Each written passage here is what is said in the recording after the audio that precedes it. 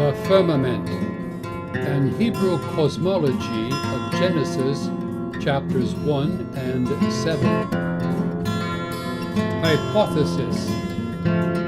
The cosmology of Genesis, chapters 1 and 7, corresponds to the visible world. Presuppositions underlying this video. Genesis describes the visible world. Genesis defines its own words in plain terms. Genesis was written against ancient polytheism. Some scoffers attribute to Genesis a falsified cosmology. In our schools, they taught us a contrived Hebrew cosmology that has a firmament, a solid sky or dome with holes in it to let rain fall to earth. However, that cosmology has two main problems. First, the Hebrews never believed in such a scheme. And second, the language of Genesis 1 and 7 does not describe such a scheme.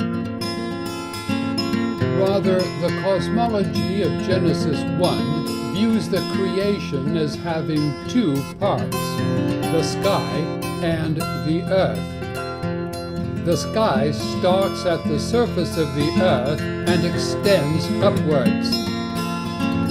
In the beginning, God created the heavens and the earth. At its origin, the earth was covered with deep water. Because ancient polytheists prayed to their gods for rain, Genesis explains how it was the God of the Bible who created the sky from which rain falls. The earth was without form and void, and darkness was over the face of the deep. And the Spirit of God was hovering over the face of the waters. The word expanse, formerly translated as firmament, is defined by Genesis as the sky, which is also called the heavens. God made the expanse, and separated the waters that were under the expanse from the waters that were above the expanse. And God called the expanse heaven, or sky. The Bible never speaks of a solid dome in the sky.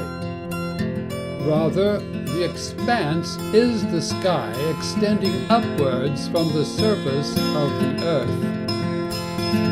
Thus, Genesis defines its own words by ordinary terms applied to the visible world. Light is day. Darkness is night. Dry land is earth. Waters are seas, and expanse is the sky. Genesis chapter 1 sets the stage for the events of Genesis chapter 7, verse 11. All the fountains of the great deep burst forth, and the windows of the heavens were opened. And rain fell upon the earth 40 days and 40 nights. The parallelism of fountains of the great deep bursting forth with windows of the heavens opened depicts not holes in a solid dome letting the rain fall downwards, but cracks in the earth letting water burst upwards before falling back to earth. From these verses we can make 5 deductions. The cosmology of Genesis 1 and 7 befits the visible world as we know it. Genesis portrays the creation as the work of a single deity who alone provides for rain to fall from the sky. Genesis chapter 1 sets the stage for the great flood narrative of Genesis chapter 7. Scoffers who elaborate mythological cosmologies tell us more about themselves than about the Bible. Creationists who make the waters and the expanse into astrophysical processes may be pressing too hard.